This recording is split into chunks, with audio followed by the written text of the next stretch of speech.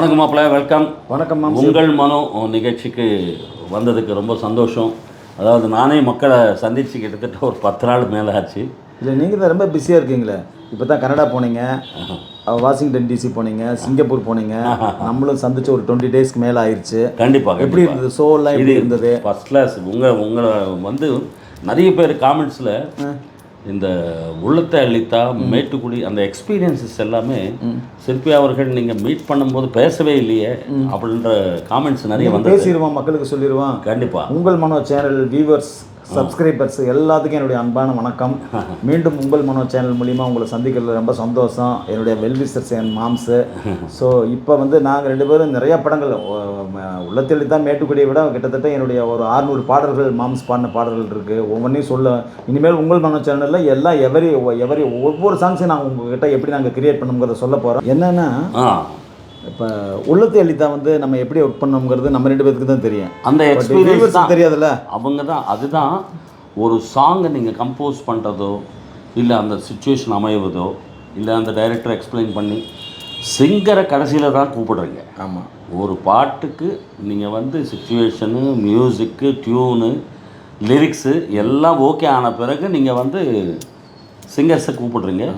அந்த சுச்சுவேஷனை எக்ஸ்பிளைன் பண்ணிவிட்டு அது வந்து அது வந்து நீங்கள் சொல்கிறீங்க. என்ன ஒரு அந்த பாட்டில் 1/2 hour வரீங்க, டியூனை சொல்கிறேன், நீங்கள் பாடிட்டு டக்குன்னு போயிடுறீங்க. அதுக்கு முன்னாடி என்னென்ன நடந்ததுங்கிறது இப்போ சொன்னால் தான் தெரியும். கண்டிப்பாக. ஆக்சுவலி வந்து பார்த்தீங்கன்னா, நாட்டாம சூப்பர் டூப்பர் ஹிட். ஆமாம். அது வந்து 94 தீபாவளிக்கு ரிலீஸ் ஆச்சு. நாட்டாம ரிலீஸ் ஆகி பார்த்தீங்கன்னா அதில் இருக்கிற எல்லாத்துக்குமே வந்து அவார்ட்ஸ் கிடச்சிது. ஆனால் எஸ்பெஷலி என்னை தவிர்த்து. ஓ, என்ன என்னன்னா, நாட்டாம ரிலீஸ் ஆகி கிட்டத்தட்ட 1 வருஷம் எனக்கு படங்களே கமிட் ஆகலை.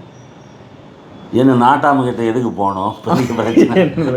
படமே கமிட் ஆகலை. அவர் நாட்டாம நமக்கு பண்ணுவாரா அப்படின்னு. அப்போ வந்து ஜெயலலிதா மேடம் தான் எனக்கு ஃபோன் பண்ணி, தெற்காசிய விளையாட்டு போட்டி பண்ணுறோம், நீங்கள் ஓப்பனிங் செரமனி க்ளோசிங் செரமனி பண்ணுறாங்கன்னு ஒரு மிகப்பெரிய ஆப்பர்ச்சுனிட்டிஸ் அது. ஓ, பெரிய விஷயம். அது வந்து எனக்கு ஒரு ரொம்ப அதாவது வந்து எப்படி ஒரு பயமும் இருந்தது. இதை எப்படா நம்ம ஃபேஸ் பண்ண போகிறோம் அப்படிங்கிற ஒரு பயம் இருந்தது. அதே சமயத்தில் ஒரு சந்தோஷமும் இருந்தது. பட் நான் ஈஸியாக அதை வந்து ஆக்சுவலி சிஎம் ஆஃபீஸில் சிஎம் டேபிளில் உட்காந்து சுச்சுவேஷன் சொல்லி அதுக்கெல்லாம் சாங்கெல்லாம் பண்ணோம். அந்த காலகட்டம் போயிட்டு இருக்கும்போது அதுக்கான ரெக்கார்டிங் வந்து நான் மவுண்ட் ரோடு விஜிபி ரெக்கார்டிங் தேட்டரில் வந்து அந்த ப்ரோக்ராமுக்காக நான் வந்து ஃபுல்லாக கிட்டத்தட்ட ஒரு 3 மாதம் வந்து அந்த தியேட்டர் ஃபுல்லாக கம்ப்ளீட்டாக வந்து புக் பண்ணிட்டேன். அந்த தியேட்டரில் தான் வந்து அனுமாலிக்கு இவங்கெல்லாம் ஒர்க் பண்ணுற இடம். நம்ம பல்ராம் ஹரிஸ் அப்படின்னு சொல்லி போட்டு சுபாஷ் கை ஸ்டுடியோ வந்து பாம்பேலேருந்து வந்து என்ஜினியர்ஸ் வந்து அங்கே ஒர்க் பண்ணிட்டு இருந்தாங்க. கரெக்ட். அப்போ நாங்கள் வந்து அதை ஒர்க் பண்ணிட்டு இருக்கும்போது என்னென்னா, திடீர்னு ஒரு நாள் வந்து சுந்தர்சி ஆஃபீஸ்லேருந்து பாலகோபின்னு மேனேஜர் அவர் ஃபோன் பண்ண, அப்படி சார் கங்கா கௌரி ப்ரொடக்ஷன்ஸ்லேருந்து உள்ளத்தை அளித்தான்னு ஒரு படம் பண்ணுறேன் சார், நீங்கள் தான் சார் மியூசிக் பண்ணணும், உங்கள்கிட்ட டேட் இருக்குமா அப்படின்னாங்க. யார் ஹீரோ சார்னு கேட்டால் கார்த்திக் சார் அப்படின்னாங்க. கார்த்திக் வந்து என்னுடைய ஃபேவரட் ஹீரோ. ஏன்னா கார்த்திக் சாருக்கு நீங்களாம் ஏகப்பட்ட பாடல்கள் பாடியிருக்கீங்க. கண்டிப்பாக. என்னுடைய ஃபஸ்ட்டு இது வரைக்கும் கார்த்திக் படமே இப்போ நான் பண்ணாமல் இருக்கேன். 95ல் அதான் ஃபஸ்ட்டு கார்த்திக் படம். சுந்தர்சி சார் வந்து முறை மாமன் ஒரு படம் பண்ணி, முறை மாப்பிள்ளைன்னு ஒரு படமும் பண்ணிகிட்ருக்குற. அப்படி அன்பாலயா பிரபாகரன் சாருக்கு. அப்போ வந்து அன்பாலயா பிரபாகரன் சார் ஆஃபீஸும் சூப்பர் குட் ஃபிலிம்ஸும் பக்கத்தில் மேலே மொட்டை மாடிக்கு போனோம்னா 2 பேர்த்துக்குமே ஒரு ஆஃபீஸ் இருக்கேன். அவர் முறை மாப்பிள்ளைக்காக வந்து ஒரு மியூசிக் டைரக்டர்கிட்ட, புது மியூசிக் டைரக்டர்கிட்ட வந்து கம்போஸ் பண்ணிட்டு இருக்கேன். அப்படி நான் வந்து சுந்தர புருஷன் படத்துக்காக சௌத்ரி சார் ஆஃபீஸில் மேலே மொட்டை மாடியில் வந்து நான் உட்காந்து கம்போசிங் போயிட்டுருக்கேன். அப்பப்போ இடையில நாங்கள் சந்திச்சுக்குவோம். நான் சொன்னேன், உள்ளத்தை அளித்தாவுக்கு தான் ஆல்ரெடி வந்து நீங்கள் வந்து ஒரு புது மியூசிக் டைரக்டர் கமிட் பண்ணிட்டீங்களே சார், அனௌன்ஸ்மெண்ட் எல்லாமே வந்துருச்சு, இப்போ கூப்பிட்றீங்களே அப்படின்னு. இல்லை சார், அது உங்களை கேட்க சொன்னா அப்படின்னு கேட்டேன். அப்படி ஒரே பேமெண்ட்டு சார், சம்பளம் 1 lakh அப்படின்னாங்க.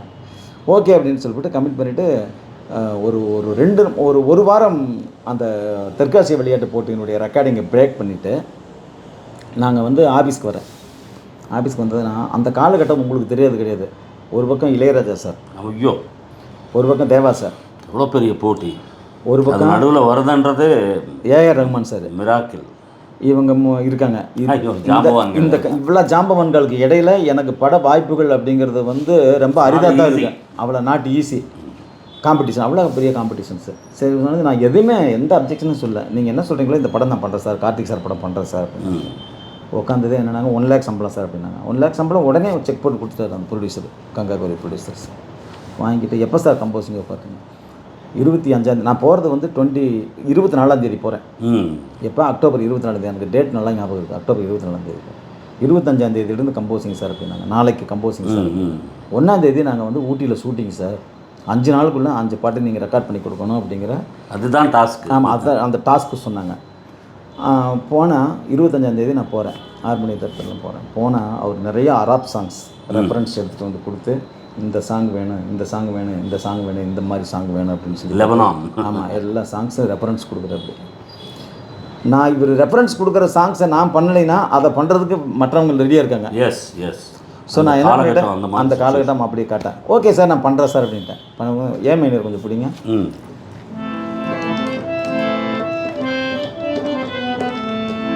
அழகே லைலா இந்த ஸ்கேலில் தான் நம்ம பண்ணணும்னு ஞாபகம் இருக்கு. அதில் என்னென்னா, அதில் வந்து அந்த அழகே லைலா சாங்ஸ் வந்து ரெஃபரன்ஸ் போட்டு காட்டினேன். அப்படியே பார்த்துட்டு செஞ்சுட்டு நான் என்னென்னா அதை அப்படியே எடுத்துக்காம அந்த மெலடியை மட்டும் அப்படியே மேக்கிங் பண்ணிக்கிட்டு ஒரு ஃபஸ்ட்டு இன்ஸ்பிரேஷன் பண்ணிட்டு கொஞ்சம் அங்கங்கே கொஞ்சம் கரெக்ஷன்ஸ் பண்ணிவிட்டு பேக்ரவுண்ட்ஸ் எல்லாம் வந்து கொஞ்சம் இது பண்ணிவிட்டு இன்ஸ்பிரேஷன்ஸ்லாம் அது பண்ணினேன். ஏன்னா பட் இன்றைக்கி வந்து அதை வந்து அந்த லிங்க் எடுத்து இதுலேருந்து இவர் காப்பி அடிச்சிட்டாரு, இதுலேருந்து காப்பி அடிச்சிட்டாருலாம் சொல்கிறாங்க.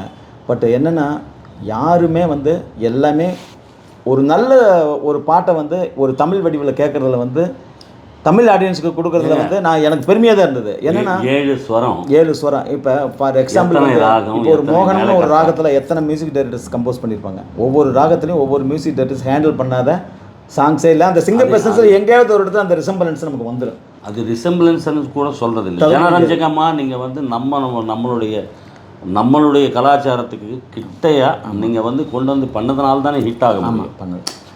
அதாவது வேறு மொழி சாங்க நம்ம தமிழ் லிரிக்ஸில் வந்து ஒரு புதுசாக ஒரு வேறு ஒரு விதத்தில் வேறு ஒரு ஆல்ட்ரேஷன்ஸில் கேட்குறதுல வந்து என்னை பொறுத்தவரை தவிர, ஏன்னா எல்லாமே ரசிகர்கள் தான். இப்போ நானே பார்த்தீங்கன்னா நான் ஸ்கூலில் படிக்கும்போது வந்து Ilaiyaraaja sir song, MSV sir song, G Ramanathan sir song எல்லாத்தையும் நம்ம கேட்டு நம்ம ரத்தத்துலேயே ஊறி போயிருக்கேன். நம்ம கம்போஸ் பண்ணுற போது எங்கேயாவது ஒரு இடத்துல அதனுடைய சாயல் லேசாக வெளிப்படத்தான் செய்யும். இதை நம்ம வந்து காப்பின்னு சொல்ல முடியாது. எல்லாருமே எல்லா கம்போசர்ஸுமே சொல்லியிருக்காங்க. அதே டைமில் நீங்கள் உள்ளத்தை அள்ளித்த பண்ணுற டைமில் தெலுங்கில் ராஜ்கோட்டின்னு சொல்லிட்டு ஒரு மியூசிக் டைரக்டர். ஆமாம், அவங்க வந்து ஒரு சாங்கு மிகப்பெரிய ஹிட்டு. அது நான் வந்து எனக்கு நம்ம பாட்டு பாடுற வரைக்கும் தெரியாது. அது ஹபிபியனு இலகரி உஷா ஹயாலி, ஹபிபியனு இலகரி உஷா ஹயாலி, ஹபிபி ஹபிபி ஹபிபியனு இலகரி. இது அது அண்ணன் பாடினார் எஸ்பிபி சார். அது பெரிய ஹிட்டு தெலுங்குல. நம்மளுடைய சாங்ஸு இந்த வாய்ஸ் மாடுலேஷன் நீங்கள் கொண்டு வரணும் அப்படின்றது நீங்கள் சொல்லும்போது அதுக்கு நான் பட்ட இல்லை. ஆக்சுவலி நீங்கள் சொன்னீங்கல்ல, அதனுடைய அந்த பேஸ் எடுத்துக்கிட்டு தான் நான் ஒரு சாங் கம்போஸ் பண்ணேன். அது இப்போ சொன்னதான் தெரியும். காதலின் ஃபார்முலா நீதானே ஜூலி, வாலிபம் காணடி ராரி ராரி, ஆந்திரா கொங்குரா போல இவ பாக்குறா, தன்னானே தராரே தாரரே ராரரா தரே ராரரா. நீங்க பாருங்க, இப்போ அவரும் பண்ணியிருப்பாரு, நானும் பண்ணியிருப்பேன். அது அதுக்கப்புறமா நீங்கள் வந்து என்ன ரெக்கார்டிங் ஸ்டுடியோ கூப்பிட்டுட்டு இந்த சாங்கு கேளுங்க. இதை வந்து நாங்கள் வந்து இது டியூன் சொல்லி கொடுத்த பிறகு தான் நீங்கள் வந்து இந்த வாய்ஸ் ட்ரை பண்ணுங்க அப்படின்னு சொல்லிட்டு உள்ள கம்போசிங் ரூம் இருக்கும். ஆமாம், அங்கே கொண்டு போயிட்டு அவருடைய வாய்ஸ் ஸ்டைலு அதை நான் காட்டினேன், அதை போட்டு காட்டினேன். இந்த மாதிரி வாய்ஸ் கல்ச்சரில் எனக்கு இது வேணும் அப்படின்னு உங்ககிட்ட காட்டினேன். கேட்ட பிறகு நான் என்ன பண்ணேன், இன்றைக்கி ரெக்கார்டிங்ஸ் எல்லாம் ஒரு 8-10 ரெக்கார்டிங்ஸ் இருக்குது. என்னை தயவு செய்து சாயந்தரம் வரைக்கும் விட்டுருங்க, வெயிட் பண்ண போயிட்டு நான் நைட்டு வரேன். வந்துட்டு அதுக்கப்புறம் என்னென்னா அவ்வளோ ஹை பிச்சில் கற்றுனா சம்டைம்ஸ் வாய்ஸ் இல்லை. நான் என்னென்னா ஆக்சுவலி வந்து நீங்கள் சொல்லிட்டு போயிட்டீங்க. நான் என்ன பயந்தேன் தெரியுமா, நீங்கள் வந்து ஒரு 10-15 சாங் பாடிட்டு ஸ்ட்ரெயின் ஆகி வந்து இது பாட முடியாமல் போயிருமா அப்படின்னு நாங்கள் டிஸ்கஸ் பண்ணிட்டு இருந்தோம். அவசரத்தில் இருக்கீங்க. ஆமாம், ஏன்னா ஷூட்டிங் அனுப்பணும் 1ஆம் தேதி கண்டிப்பாக பண்ணேன். அப்புறம் ஆனால் நீங்கள் என்னன்னு தெரியல, என்ன மாயம் நடந்தது, என்ன மேஜிக் நடந்ததுன்னு எனக்கு தெரியாது. நீங்கள் வந்து அதை ரொம்ப சூப்பராக வந்து அதை எக்ஸ்பிரஸ் பண்ணீங்க, சூப்பராக பாடினீங்க. அது இன்னொன்று என்ன பிரீத் கண்ட்ரோல் எடுக்கணும். சரணம் வந்து எப்படின்னா